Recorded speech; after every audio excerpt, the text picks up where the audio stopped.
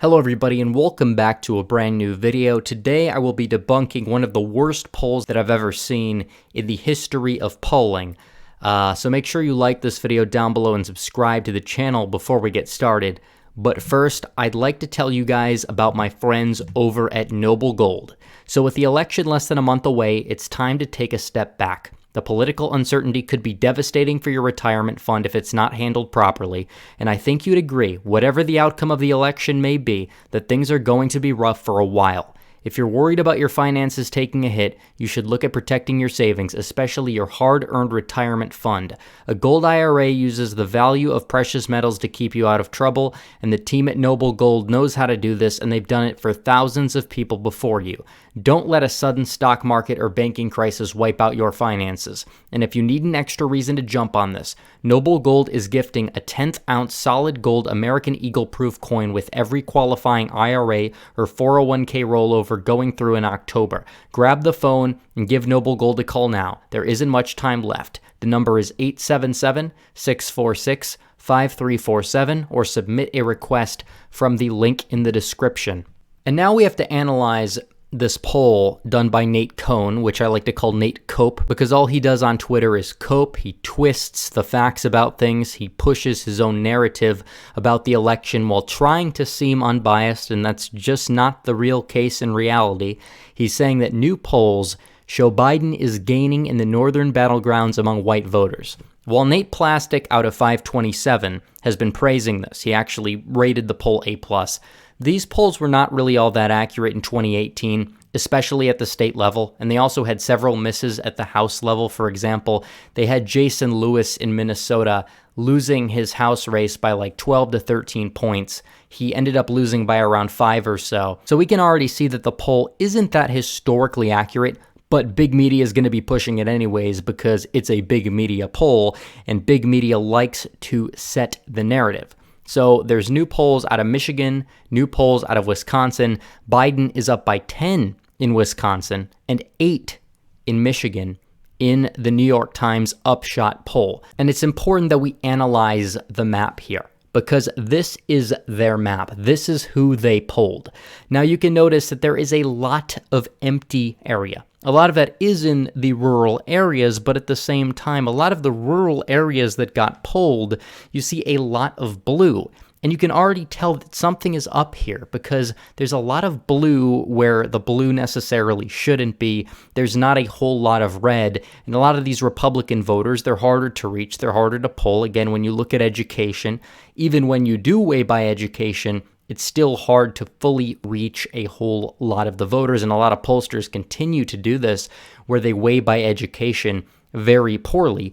And it is a big problem in the Midwest. For example, we can look at these polls. Wisconsin, Biden plus 10. Do we really see a 10-point swing against Donald Trump in the state of Wisconsin? Even a lot of the other polls have it at a roughly 5 to 6. They have it at 10. Michigan, Biden plus 8. Ohio, Biden plus 1. That's a joke. All the metrics we have out of Ohio show that Trump is probably going to win the state by over 5 points. I could probably make that bet right now. And these polls were abysmal in 2018 in Ohio as well as Iowa, where they have Biden up by 3. Mike DeWine did not lead a single poll out of the state of Ohio, and he ended up winning by 4%. Kim Reynolds won by 4% in Iowa. She trailed to Fred Hubbell in the final average. Fred Hubbell, which was a lot more of a moderate candidate, by the way, by 1%. She ended up winning by roughly 4%. So already you can see a lot of flaws in the 2018 polling. They like to pretend that they fixed the polling in 2018. They didn't fix it at all. There was still a big skew to the left in a lot of these Midwestern states. Maybe occasionally, like for the Wisconsin Senate race, they hit a nail on the head. And the methodology of this poll is abysmal. You look at Minnesota, for example.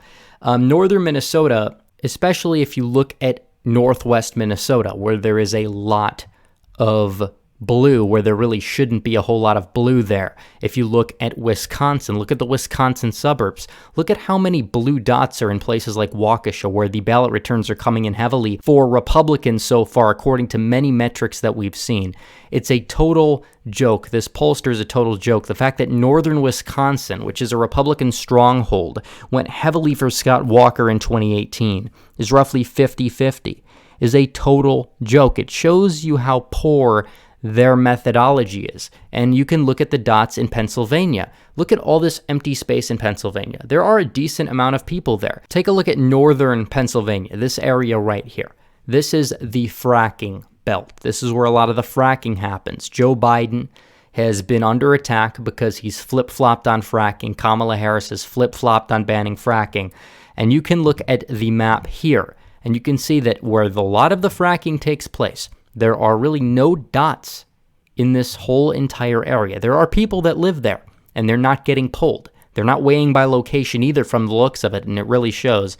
And it's abysmal. And when you look at the map in terms of the county map, this map here put this poll broken down by county. There are so many jokes here, it's not even funny. The fact that Waukesha County, which is one of the reddest counties in the nation, and will probably only get redder this election cycle because a lot of establishmentarian conservatives have warmed up to Donald Trump. Ozaukee and Washington as well. The WOW counties are all blue in this map, as well as a lot of the driftless area. Some of these counties went for Donald Trump, as well as northern Wisconsin. These counties have been very Republican. But at the same time, places like Racine, places like Kenosha, these counties are more Republican, as well as Brown County, which is where Green Bay is, staying Republican. You can also look at the UP. Many counties in the UP are blue on this map. Donald Trump only lost Marquette County. He will probably lose it again narrowly. And John James, I believe, only lost one more county in the western portion of the UP, Gogebic County. Those are the only two counties Democrats really even have a chance at. They're not going to be losing these very rural counties up here. Same thing with the western part of Michigan, where you look at this map and Ottawa County is blue, as well as a lot of these counties down below Pittsburgh in the state of Pennsylvania. It is a total joke. This is what they polled. The New York Times is one of the historically legendary publications, like them or not. They're a multi-million-dollar media corporation. And yet you ask them to put a poll together. And this is what they come up with? It's like, you gotta be kidding me. This is not going to happen. And if this map happens, this county map happens, I will delete my channel. I can tell you that much with that amount of confidence. This is not going to happen. And it doesn't look like they really weighed by location properly. A lot of these pollsters don't. Trafalgar does, and they get laughed at, and they end up calling the Rust Belt states almost every time. And it's hilarious. And you want to look at the justification for this. It's pretty funny. Vote switchers. 2016 vote switchers. These are people that voted for either Trump and now are going to Biden, or they voted for Hillary and are now going to Trump. Vote switchers are apparently breaking for Biden by 43 points. Now, they may break for Biden to a certain extent. They're probably not in the Midwest going to break for Biden by 43 points, especially judging by a lot of the voting registration trends that we've seen out of Pennsylvania. Because 2018, Trump lost the popular vote in the House by roughly around 6 to 7. It is 8.6 on Wikipedia, but when you factor out the undecideds races, they lost it by 6 to 7. And you look at this map right here, right now, and that is not in line with what you saw in 2018 when Donald Trump's approval rating was actually lower than what it is now by a couple percentage points. It's pretty funny that they're able to get away with this, because even though there may be some vote switchers, they're not breaking for Biden by 43 points. There are some people who voted for Hillary Clinton that are going to vote for Donald Trump this time around. There are some people that are going to vote for Biden that voted for Trump last time around. They're not going to break for Biden by a 75 to 25 margin or so. That's absolutely ridiculous. It's going to be roughly the same amount of people vote switching on either side. I think everybody knows it. I think it's safe to say, if you look at 2018 and the exit polls, it's exactly what it showed. It's going to be roughly 50-50. The problem for Trump is new voters, which a lot of these polls and their turnout models are vastly oversampling. And it's hilarious. And you can see this here. Minor party flips going to Biden by 34%. Now, this is a joke, and I'll show you why. Because you have all the people that think that the McMullen or Gary voters are going to break for Biden. And there's a couple polls that show this being the case, but they have an extremely small sample size. You don't know who exactly is being polled. This is a massive data survey that was conducted that probably has a much better grasp at it than some poll that is trying to extrapolate data out of roughly 20 people. And it shows that Romney other voters are going to break for Trump by a decent margin. And Obama other voters, however, don't even have a positive approval rating of Joe Biden. Now, I do believe that Trump will not get the Obama other voters, but there were a lot more Romney other voters in 2016. Trump probably has a good lock on them, especially from what I've seen. And it doesn't seem like the data of the Gary Johnson voters going to Biden is really that substantial when you look at it, because an internal poll conducted by the Johnson-Weld campaign showed that 75% of their voters would have broken for Donald Trump in 2016. Also, 40% of Stein voters would have broken to Trump as well in a two-way race. And in the CNN exit poll for the two-way race, the popular vote was a 48-48 tie from a two-way race. So it's safe to say that Biden is not going to be winning the Johnson voters or the minor party voters by 34 points, and you can say that based off of trends alone. And then here it puts the 2016 non-voters on board, and it has them going to Biden by 14. That may be more understandable margin-wise, especially because a lot of non-voters turn 18. However, I do believe they are overestimating their effect on the election. And then it puts this all together in this garbage map where most of rural Iowa is actually Democrat, and it has Biden winning Iowa by 3 points, which would be a 12-point swing to Biden's column. It's absolutely laughable. The data we've seen on the ground contradicts every single poll that we've seen out of these big media organizations.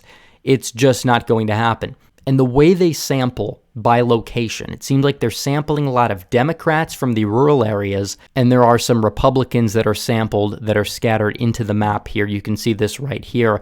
A lot of the rural areas are roughly 50-50 in terms of the county map, and that's just not going to happen. These areas are going to come out heavily for Donald Trump. And they are talking about, in this article by Nate Cope, that this is because Joe Biden is changing hearts and minds, essentially. Trump defectors help Biden build leads in Wisconsin and Michigan. Trust me. The Trump movement is growing stronger. Trump's base is growing stronger. Trump's approval rating has been on a relatively upward trajectory from the start of his presidency until now. Is it going to be enough to get him over the finish line? Maybe not. Maybe Trump loses. But he's not going to lose Wisconsin by 10. He's not going to lose Ohio and Iowa. And he's not going to lose Michigan by 8 points. That I can tell you. Biden is not persuading any voters here. Anybody who votes for Biden is doing so off of anti-Trump turnout. Everyone who votes for Trump is doing this based off pro-Trump turnout. It's going to come down to turnout. We're going to have to see. But Biden is not changing hearts and minds. He's not winning Michigan by 8. He's not winning Wisconsin by 10. It's just not going to happen. We're going to have to wait and see what actually does. It's going to go down the wire. I've said the Rust Belt could go either way. I'm more confident about Trump in Florida and North Carolina based on the ballot returns we've seen. But we're just going to have to really wait and see what happens on election night. But whatever polls the New York Times are putting out are a joke. And you can see this based off of their ludicrous map, especially looking at the county map. Just look at the county map, compare it to 2016, even compare it to the worst statewide results for Republicans in 2018. It does not add up. It does not make sense. It's not going to happen. So anyways, guys, thanks for watching this video. Please like this video down below, comment down below, and subscribe to the channel. Hit the bell for notifications so you never miss another video. Follow me on social media, become a member, donate to the Patreon, or subscribe. Star links in description. As always, guys, thanks for watching. Red Eagle, out.